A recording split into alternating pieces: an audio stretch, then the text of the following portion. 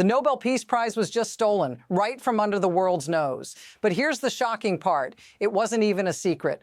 Donald Trump, yes, Trump, used pressure and manipulation to wrestle the Nobel Peace Prize away from the rightful winner, Venezuela's opposition leader, Maria Karina Machado. Why does this matter to you? Because this isn't just about politics. It's about a global power play that could change how we view leadership, democracy, and even the very value of the Nobel Peace Prize itself. So what's really going on here? Stick with me as we uncover the shocking truth behind this bizarre and troubling twist. You won't believe how deep this actually goes. Here's where things get even more twisted. The world has been watching this play out, but what the media isn't telling you is how this isn't just a single rogue act. This is part of a much larger pattern. Trump didn't just take the medal, he took the narrative, manipulating a Nobel Peace Prize that should have gone to someone else and made it his own. But why does this matter for everyone watching right now? Because this isn't just about a stolen award, it's about what it signals. A dangerous precedent that those in power can take whatever they want, rewrite history, and do so with impunity. What does this mean for democracy, for the way we trust these prestigious awards, and for the very foundation of global leadership? The truth is, this behavior isn't isolated. It's part of a much larger strategy unfolding in real time. Let's get real for a moment. The Nobel Peace Prize Committee just issued a statement that should send shockwaves across the globe. The prize may be awarded, but once it's given, it can't be taken away. Period. The Norwegian Nobel Committee made it crystal clear. The decision is final and stands for all time. But here's the kicker. Donald Trump knows this. He knows he doesn't deserve it, and yet he's parading around with that medal like it's his. He's holding on to it and showing it off and even proudly displaying it in his office. So why would he even want it? If it's not about the medal itself, then what's the play here? Notice what's missing in all this. Trump's blatant disregard for the process that made this medal meaningful in the first place. This isn't about recognition, it's about control. But let's take this a step further. Trump's actions here aren't just shocking, they're dangerous. This isn't the first time he's disrupted a global system for personal gain. Think back to the way he handled international diplomacy, treaties broken, alliances questioned, and powerful leaders treated like pawns. The same pattern is emerging again, but this time the stakes are even higher. What's happening now is a normalization of behavior that should never be normalized. Think about it, a former U.S. president parading around with a prestigious award he never earned while the world watches in disbelief. This isn't just about one man's ego. It's about a broader shift in how we view power and prestige. And the worst part, the system is letting him get away with it. Now let's talk about what really sets this apart. The more you look into it, the more you realize how calculated this is. Trump didn't just accept the prize. He went as far as to publicly discredit Maria Karina Machado, the real Nobel laureate. His chief spokesperson, Caroline Leavitt, made it clear Machado doesn't have the respect of her own country. But here's the thing, that's a lie.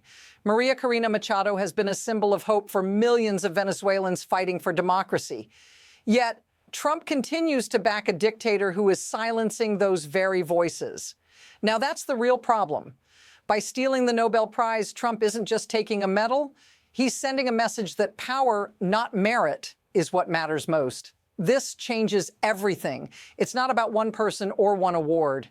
It's about a shift in how power is played on the global stage and where it's headed next. Let's break this down further.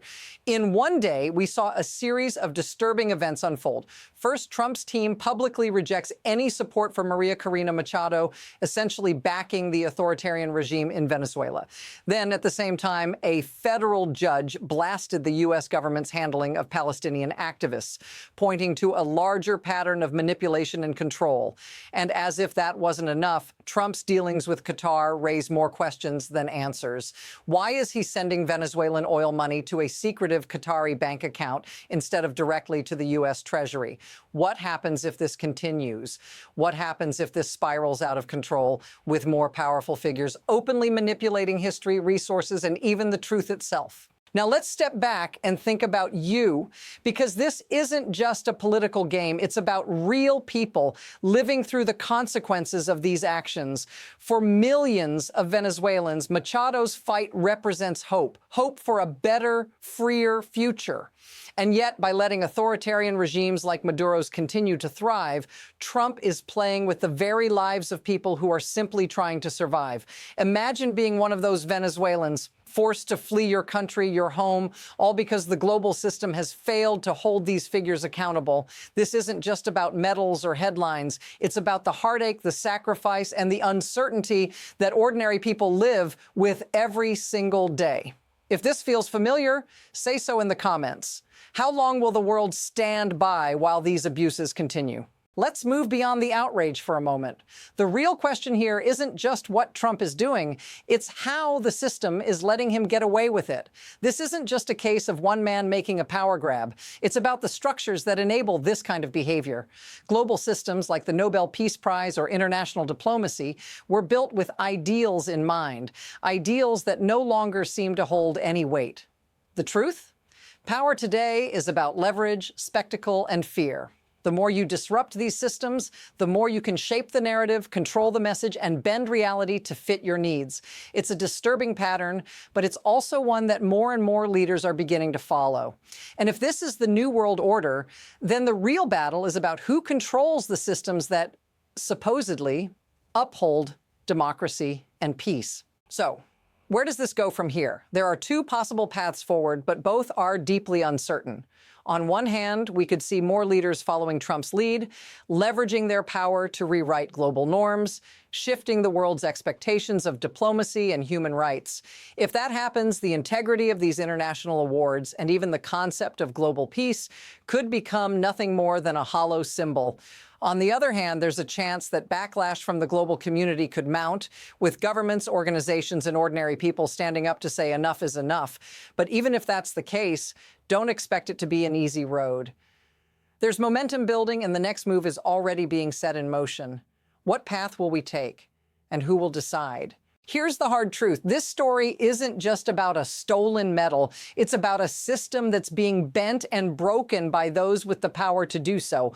Donald Trump's actions may seem like a shocking anomaly, but they're part of a bigger picture, one that could change how we see the world forever. The real question is, how much longer will we stand by while this happens? What happens when power no longer respects boundaries, institutions, or even basic truth? We're watching the future unfold in real time. Don't let this moment pass you by. If you want to stay on top of this evolving story, subscribe, follow, and stay tuned for the next deep dive. The world may be changing, but you have the power to see through the noise.